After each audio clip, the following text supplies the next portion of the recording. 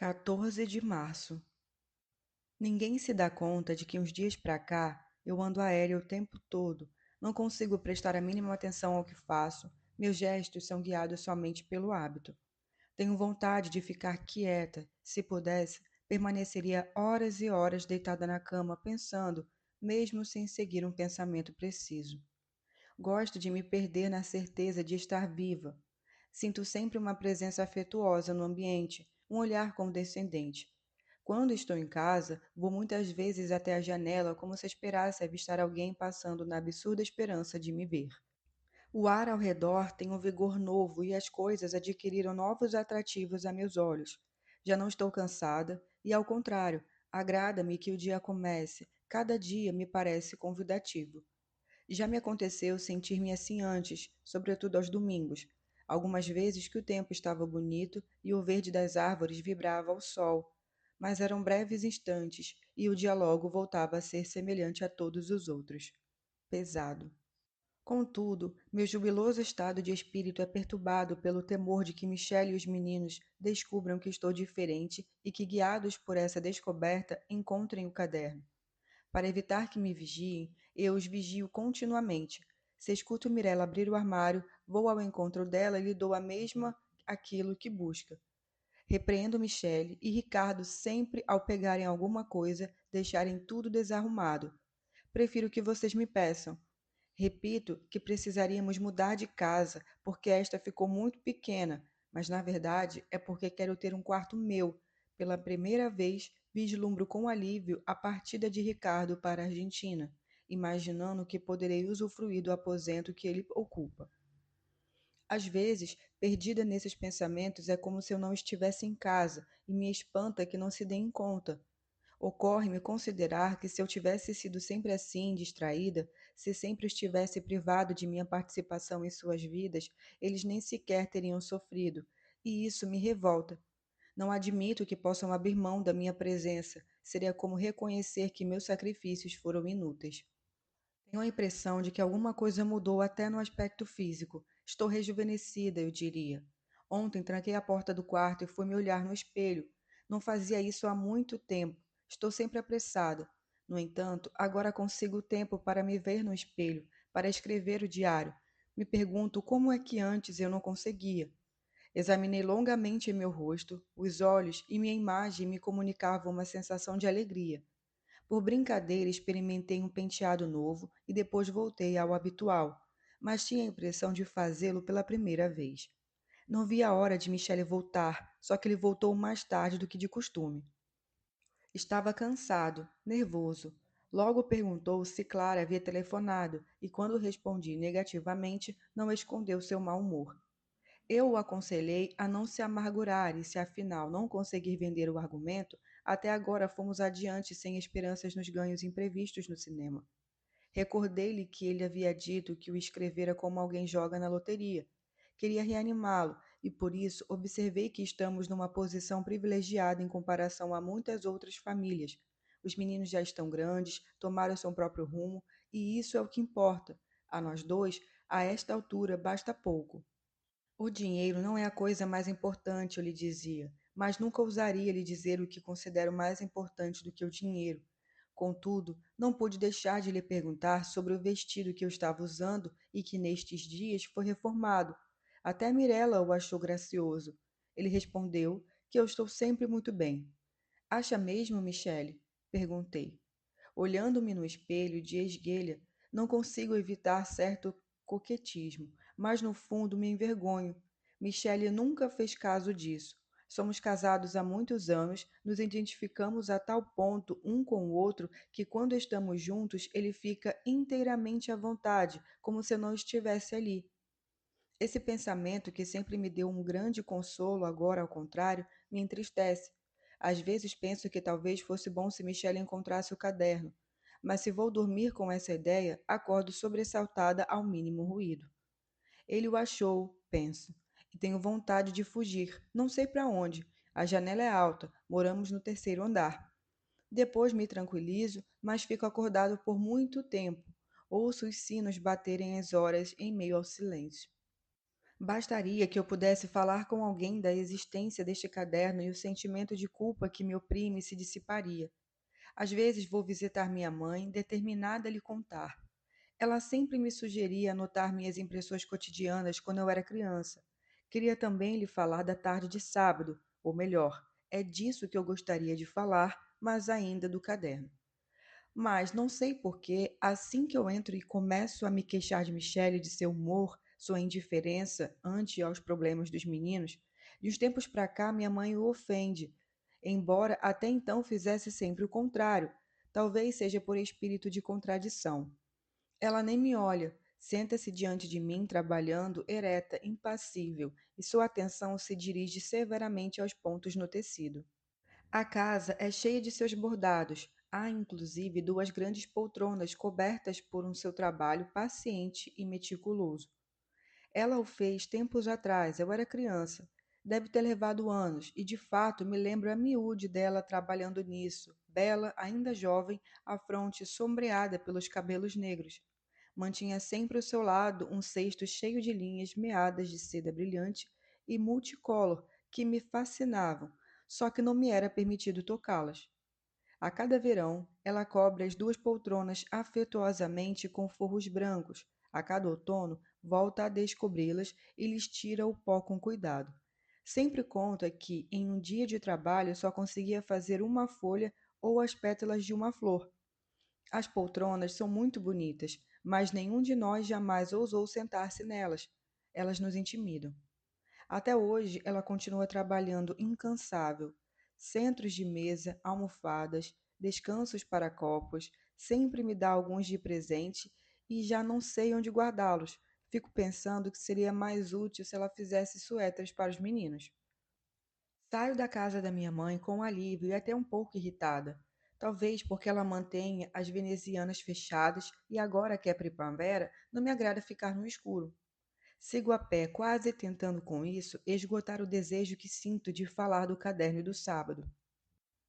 Mesmo se tivesse uma amiga, acho que um persistente senso de orgulho me impediria de me abrir. Apesar de tudo, a única pessoa com a qual eu poderia me abrir é Michelle. Ontem à noite fomos ao cinema.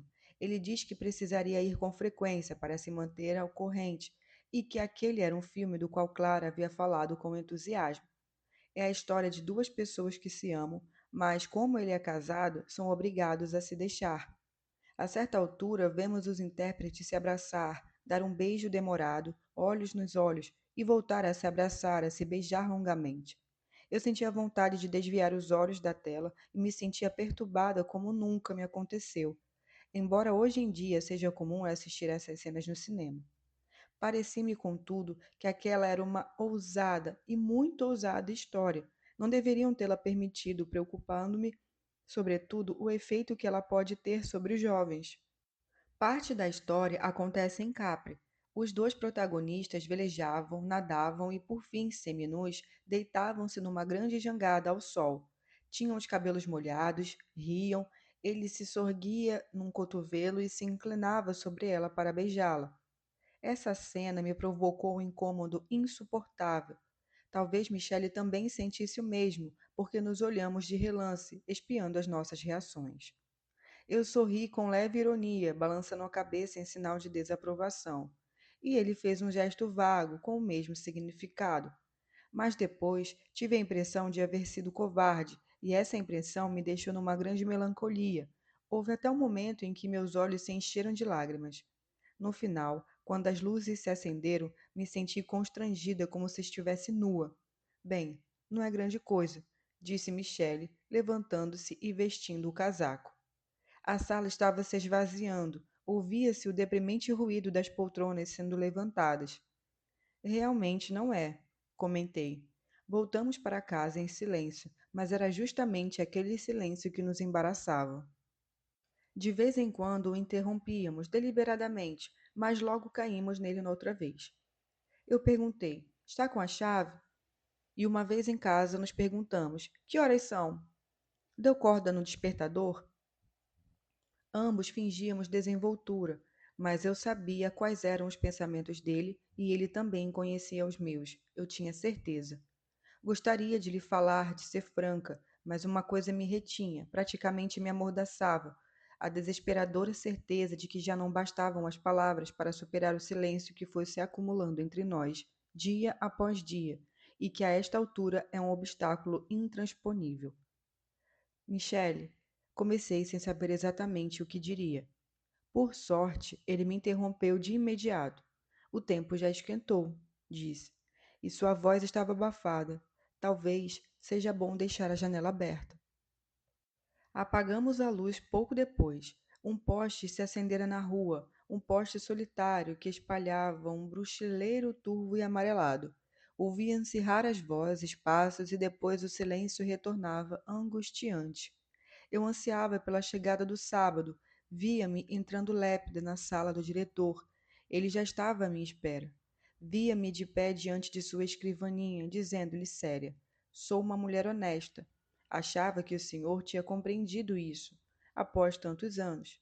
Eu amo meu marido. Amei somente ele. Não amarei mais ninguém senão ele. Para sempre. Somos felicíssimos. Nossos filhos já são grandes. Não posso vir no sábado. Não virei nunca mais. O senhor certamente interpretou mal minha inocente postura. Iludiu-se.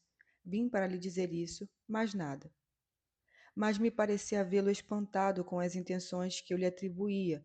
Me fitava como se eu fosse vítima de um desequilíbrio mental, de um repentino acesso de demência. Passei a noite inteira numa penosa semi-vigília, sem conseguir aliviar minha humilhação. 16 de março. Ricardo está muito mudado de alguns dias para cá. Nestes últimos meses eu o via sempre indeciso, descontente.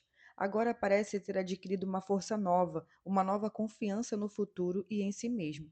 De manhã, canta no banheiro ao fazer a barba e parece não sentir tanto rancor por Mirella, embora de vez em quando a provoque com sua atitude arrogante.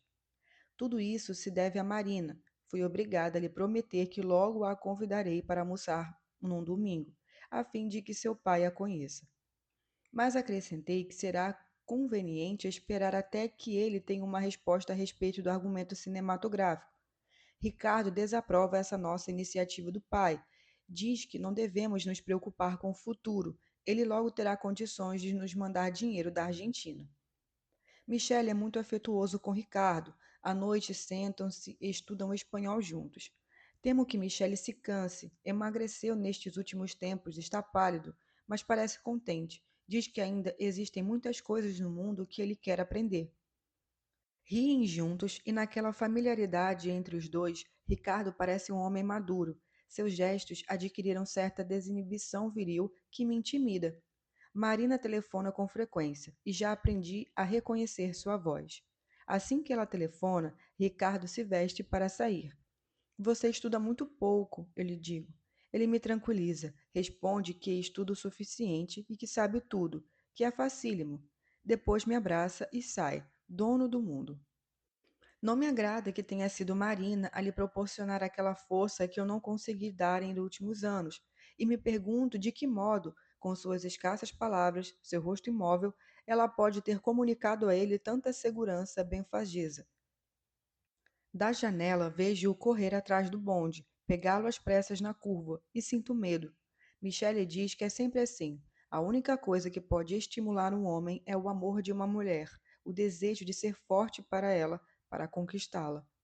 Eu me calo, ele volta a ler o jornal, a ouvir o rádio. Meus pensamentos ficam leves, ansiosos, animados ante a ideia de que a única coisa que me dá força a um homem é o desejo de conquistar o amor de uma mulher. Sento-me eu também junto à rádio, em silêncio, e a música chama para junto de mim uma grata presença. Sinto um olhar que me envolve. Sábado. Penso e fecho os olhos no suave vazio da minha mente. Fujo de qualquer pensamento preciso, já que há alguns dias me pergunto se não serei obrigada a deixar o escritório para dar fim à inquietação que me domina.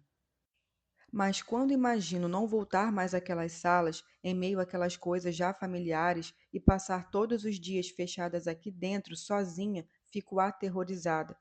Talvez bastasse não ir mais ao escritório aos sábados, ou ir somente uma vez, mas para falar com ele.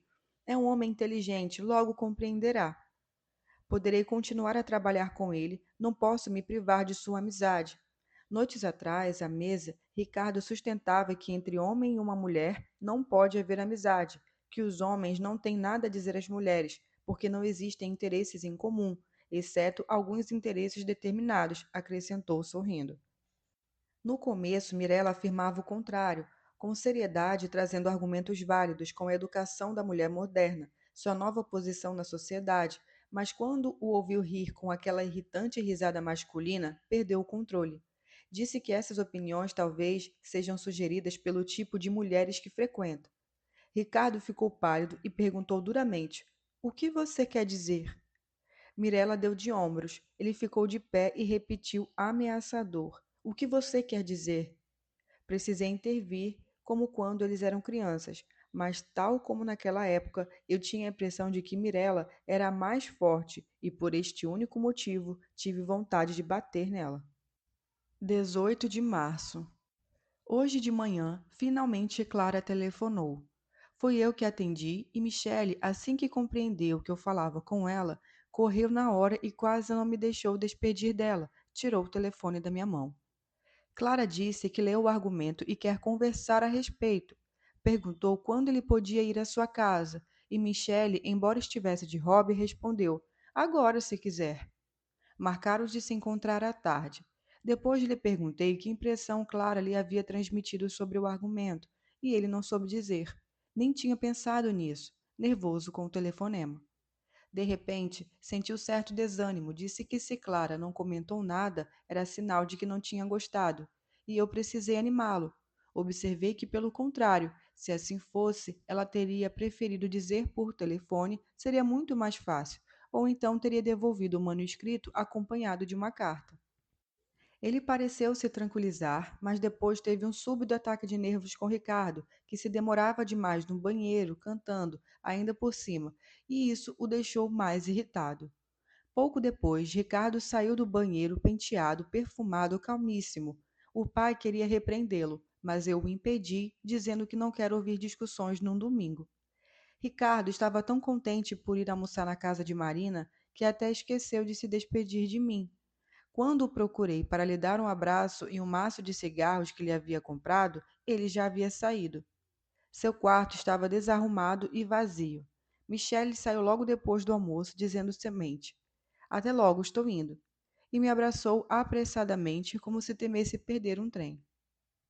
Fez-se um grande silêncio em casa. Mirella estava no quarto estudando. Fui me certificar de que ela se encontrava ali, com a porta fechada, e corri ao telefone. Pronto, pensei alegremente. Agora eu também desfrutarei da liberdade do meu dia. Mas diante do telefone, titubeei intimidada. É natural que eu telefone a ele, dizia a mim mesma. Já fiz isso muitas vezes, ninguém vai suspeitar. Mas agora, ao pensar nele, não sei mais como chamá-lo. Se penso o diretor, parece que estou me referindo a alguém que me era familiar até há um pouco tempo e que agora desapareceu do rol das pessoas que conheço. Por outro lado, basta que eu experimente pronunciar seu nome, Guido, e me venha a impressão de que esse nome não pertence a ninguém, de que eu mesma o inventei, e justamente pelo mistério que traz em si, me atemoriza. O telefone estava ali na minha frente, mudo. Lembrava que a cada vez que me acontecera de lhe telefonar em casa, tinha sentido um incrível constrangimento, talvez por causa das vozes desconhecidas que me atendiam, dos passos que ouvia ressoarem no mundo para mim desconhecido e inalcançável. Eu sabia que hoje ele estava sozinho, tinha visto sobre sua escrivaninha uns ingressos para um camarote, e sei que ele nunca vai ao teatro. Queria ter inconsistente. O que vou dizer? Pensei. Deveria ligar, porém, não podia abrir mão desse telefonema. Ontem à tarde ficamos muito tempo sozinhos no escritório. Estávamos sempre prestes a nos dizer alguma coisa urgente que nos pesava, nos oprimia. Mas, na certeza de que um momento para o outro falaríamos, todo o tempo transcorreu e não dissemos uma só palavra que não fosse necessária ao trabalho.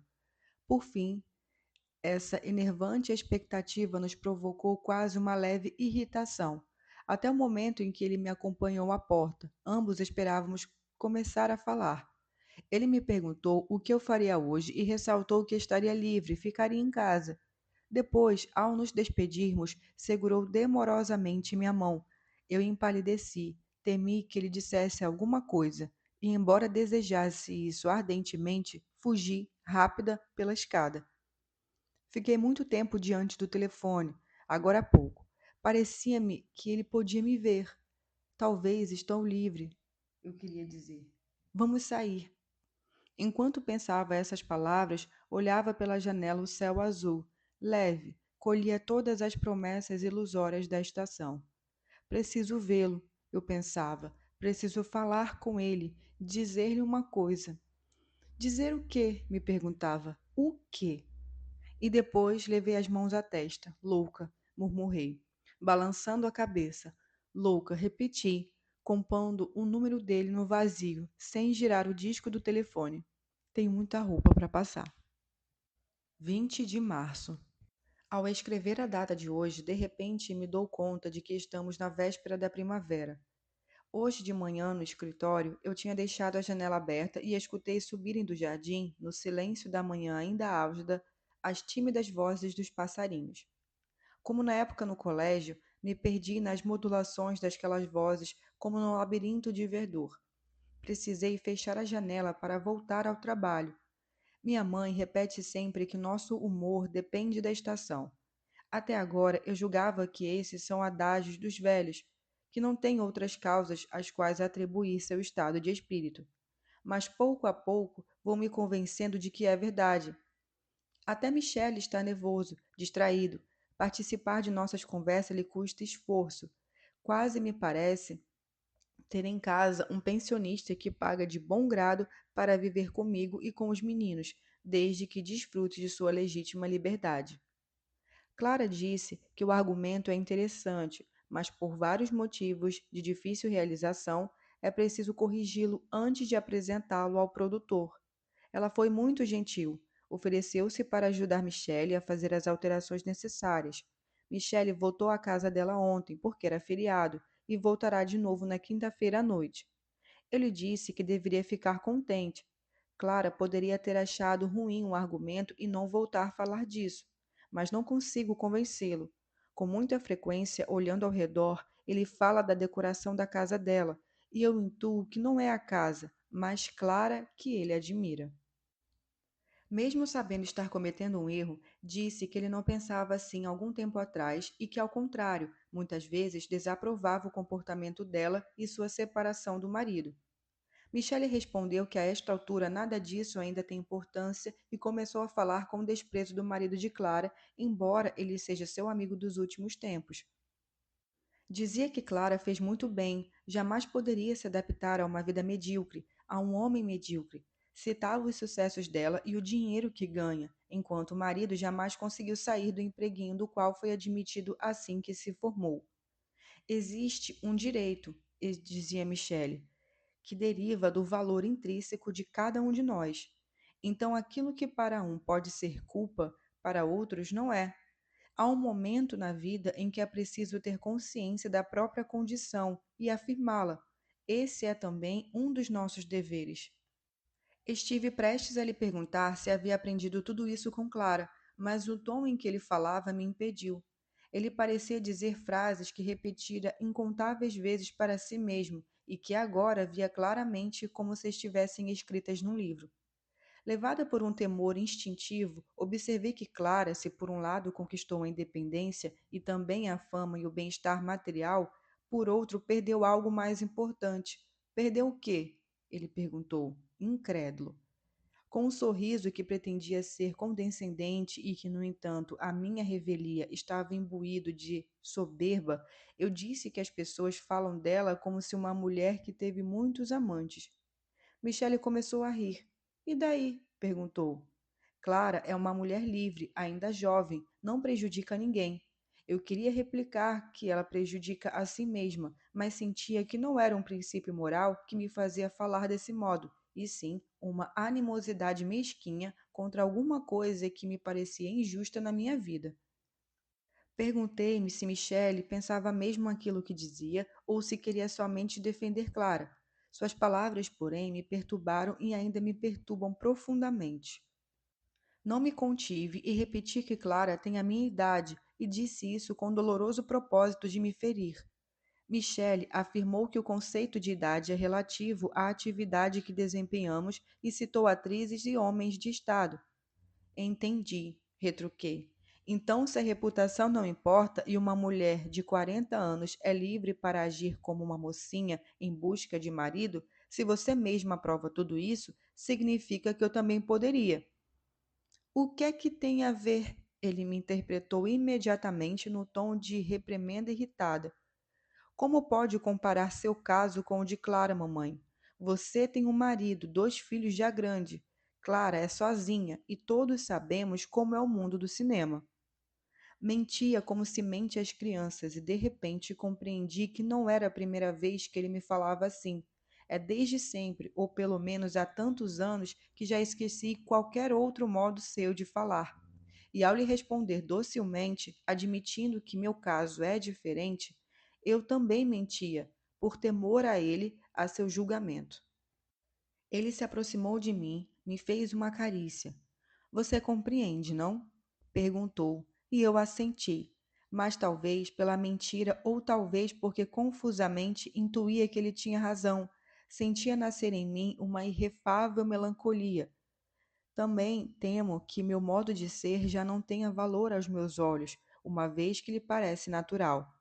Pelo contrário, ele admira a Clara, que é muito diferente de mim e com a qual não tenho mais nada em comum, nem mesmo nosso passado de jovens esposas que ela hoje, com sua vida presente, renega e ridiculariza. Perguntei-me se Michele e eu ainda sou uma mulher viva ou, como sua mãe, já não passo de um retrato na parede. Assim sou para os meus filhos, sem dúvida. Assim minha mãe é para mim. Desejava desesperadamente fugir ao maligno encantamento daquele retrato. Estou com medo, estive prestes a dizer, mas Michele me ignorava e ignorava os meus pensamentos. Não poderia compreender. Talvez eu pense assim porque esteja com ciúme. Queria acreditar nisso, pelo menos. Mas me parece que está em jogo algo mais do que uma rivalidade feminina, para a qual é preciso pelo menos reconhecer-se igual. Envenena-me a dúvida de que a admiração de Michele por Clara seja a prova de que errei em tudo, e não somente quanto a mim, mas em relação a ele. Penso que eu talvez ainda tenha tempo de mudar. Penso, aliás, que seria facílimo, digo a mim mesma com raiva, como se quisesse tirar uma desforra. Contudo, pouco a pouco reconheço que poderia, sim, talvez ser diferente, mas com outro homem, não mais com Michele, e esse pensamento me apavora. Ontem quis perguntar a ele: Você ainda me ama? Faz muitos anos que não pergunto. O invencível pudor me reteve sempre. Você me quer bem, Michele? Perguntei. De que tem medo, mamãe? Ele disse com um sorriso. Você já deveria saber. Em tom brincalhão, me perguntou se eu estava com ciúme, e eu, corando, respondi que não. 21 de março. Não consigo mais encontrar paz. Quando estou em casa, sinto o tempo todo vontade de correr para o escritório, e quando estou no escritório, o fervor feliz que anima todos os meus gestos me parece culpado. Por isso, anseio voltar para casa a fim de me sentir em segurança. Estou tentada a aceitar o convite de tia Matilde para passar umas semanas com ela em Verona. A única coisa que me retém é pensar em Ricardo. Ele parece tão forte agora que até me dá forças. Chego a pensar que poderia viver com ele na Argentina e me surpreende que ele nunca tenha proposto isso. Eu disse a Michele que quero convidar Marina para jantar conosco na noite de Páscoa. Ele concordou de imediato, mas não prestava atenção ao que eu falava dela, de sua família. Você deveria me dizer se a aprova, se gosta dela, reclamei. Michele respondeu que quem deve gostar não é ele, mas Ricardo. E quando objetei que Marina será a mãe dos filhos deles, retrucou, quase com satisfação. Serão filhos deles. Está cada vez mais nervoso, e se eu lhe pergunto o motivo, responde que o preocupa a ideia de uma próxima guerra. Clara diz que os produtores cinematográficos não querem assumir compromissos, estão temerosos. Observei que também foi assim na outra vez, mas que na verdade os negócios seguem do mesmo modo. Nasci pouco antes da Guerra da Líbia e era pequena quando explodiu a Primeira Guerra Mundial. Depois, no colégio, escalávamos as grandes das janelas para ver os fascistas que passavam, trajando camisas negras abertas até a cintura, com caveiras desenhadas e carregando granadas. Quando Michele partiu para a Abissínia, estávamos casados havia poucos anos, e quando ele vestiu novamente o uniforme em 1940, ainda usava luto por seu irmão morto na Espanha. De qualquer modo, aprendemos a viver. Sustentei com dureza. Esta é uma faculdade que nosso povo tem e o que o torna mais forte do que os outros povos, aqueles que ainda precisam aprender. Michele se irritou, falou da inconsciência das mulheres e continuei a rebatê-lo. Não quero que ele diga essas coisas na presença de Ricardo, que repita que hoje em dia tudo é inútil, estudar ou casar ou ter filhos. Reagi com tanta veemência que o constrangi ao silêncio. Ricardo, felizmente, está apaixonado. Hoje mesmo garantia que não haverá guerra e sua segurança nos conquistou. O modo como eles falam da guerra é diferente daquele como falávamos. Nossos pais acreditavam de fato que a guerra era necessária e a viam como um doloroso dever que trazia consigo muitas esperanças. Lembro ter visto meu pai limpar seu revólver sério, meticulosamente, como se a pátria contasse apenas com aquela arma. Meu pai é um homem pacífico. A lembrança daquele gesto ainda me comove. Desde então, ouvimos dizer que a guerra é necessária se todos quiserem assegurar o bem-estar de seus filhos. Naquela época, os filhos éramos nós, e agora são Ricardo e Mirella. Dentro de 2 anos poderiam ser os filhos deles. Via-se adiante com as mesmas palavras, e nada mudou. Apenas desapareceu nossa capacidade de acreditar que a guerra melhore alguma coisa. Mirella não dizia nada e nos observava com o olhar decidido que ela tem desde criança e que não me agrada.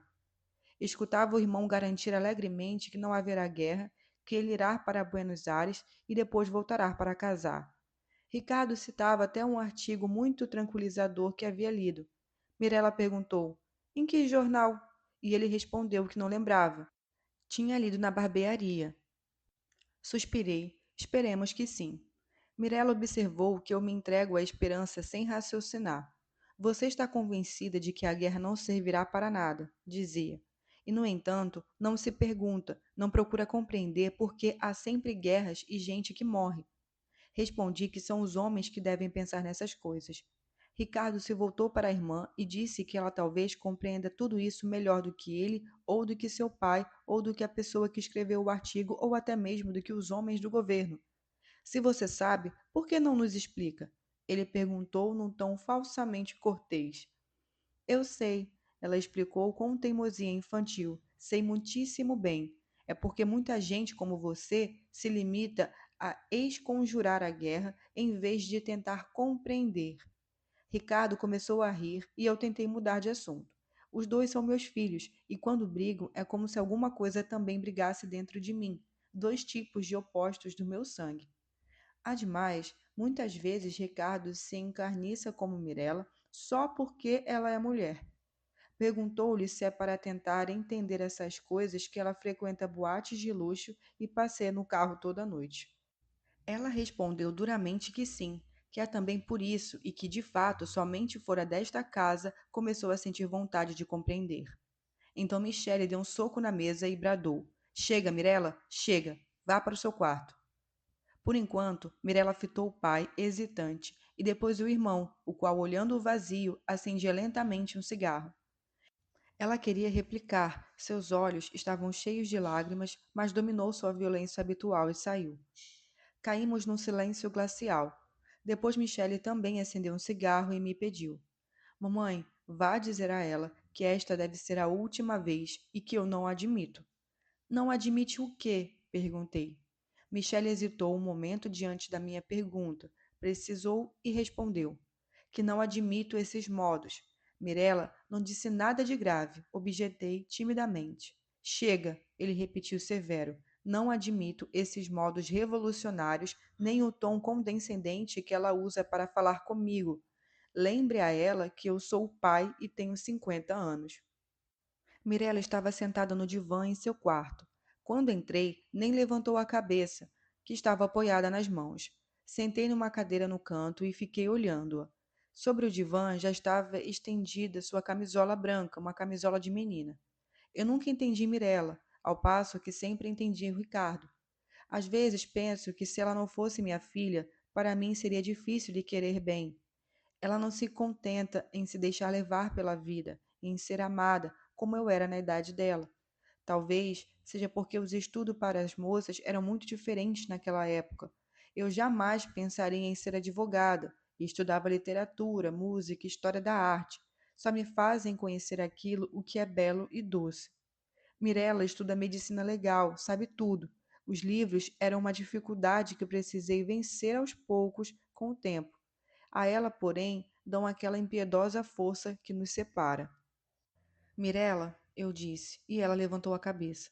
Você compreende mesmo alguma coisa de tudo isso? Perguntei no fio de voz intimidada. Ela me fitou absorta, depois balançou a cabeça e voltou a baixá-la entre as mãos. E então? Insisti. Não sei por que agi daquele modo esta noite, ela respondeu. Errei porque não tinha argumentos para responder, mas sentia exatamente assim aquilo que falei. Por que você disse que tudo é diferente quando sai de casa? Eu estava ansiosa por sua resposta. Esperava que servisse para esclarecer também aquilo que sinto. Porque é verdade, mamãe.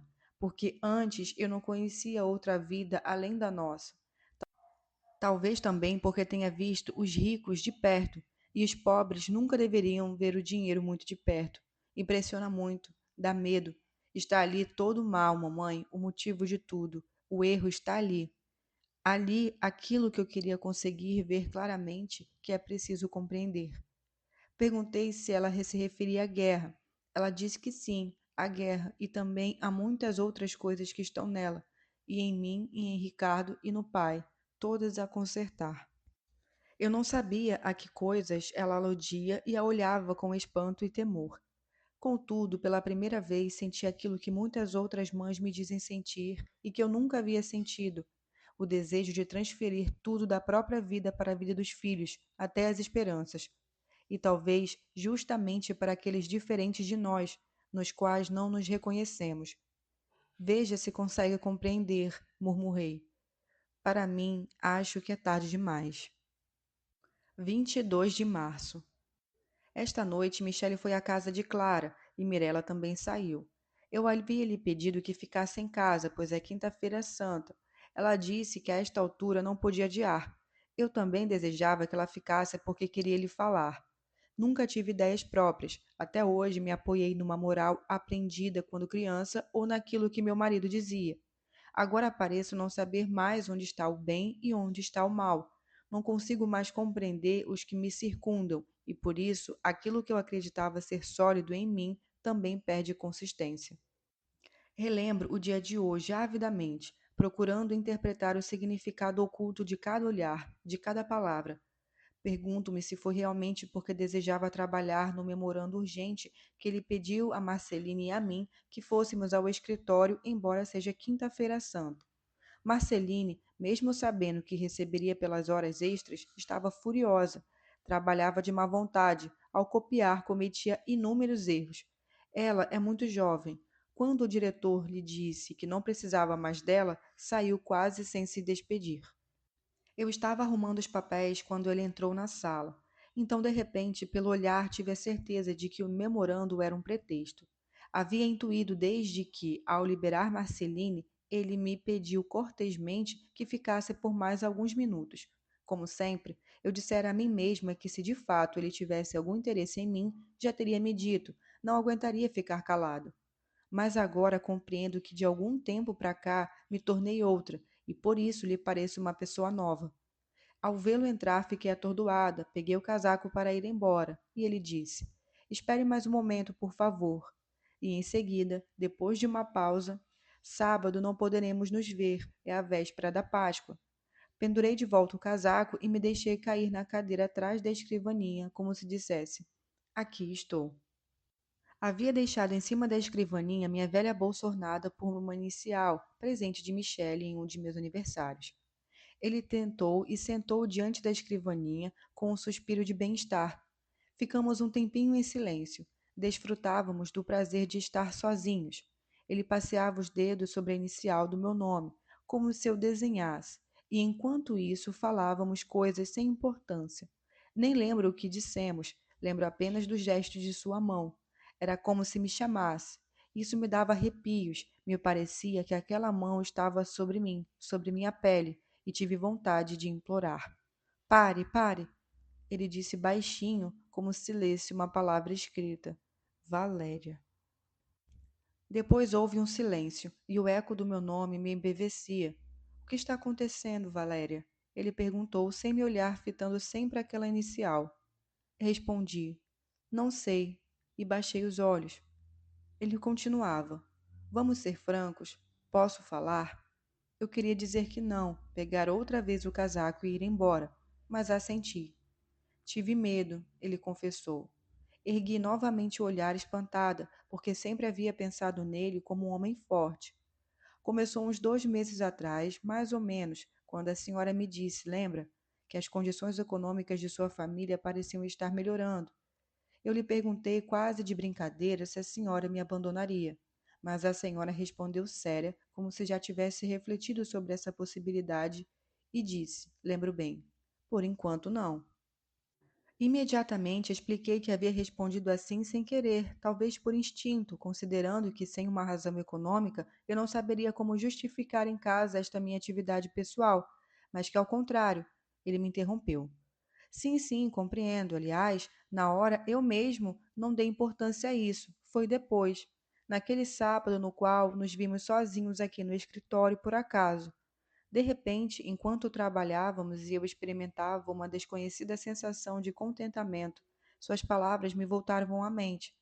Desde então comecei a ter medo, imaginando chegar aqui toda manhã e não encontrá-la.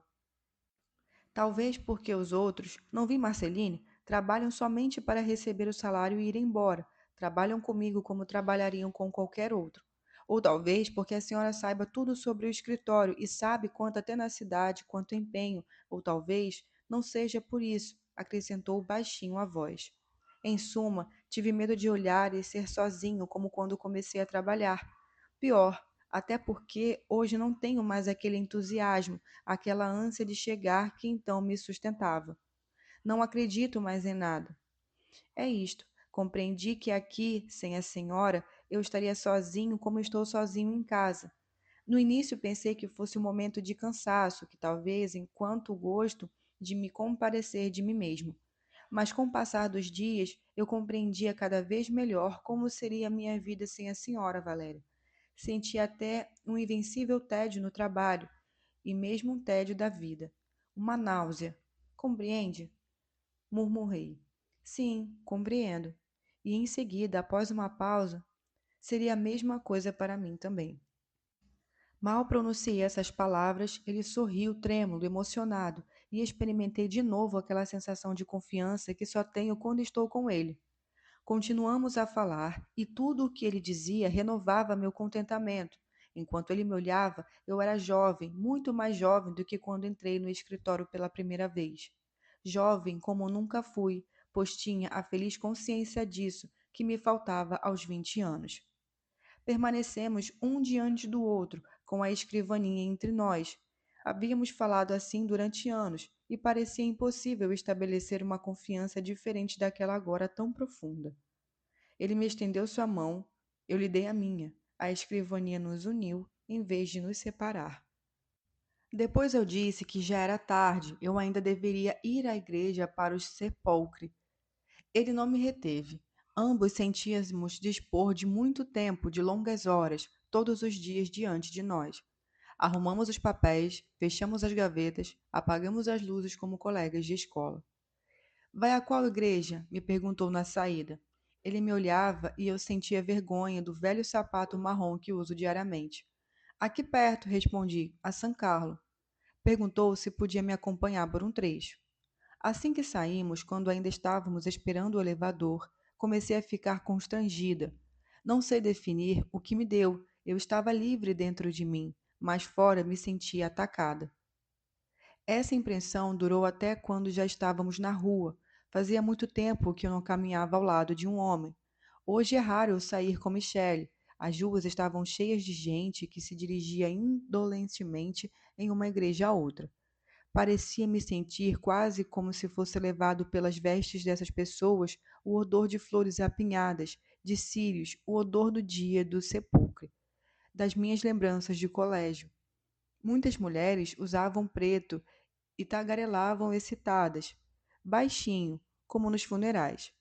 Evitamos a via del Condotte e buscava me ajustar ao passo dele, mas é difícil caminhar com uma pessoa muito alta. Eu não conseguia conversar. As pessoas me intimidavam, deslocava-se exageradamente para abrir espaço a quem passava.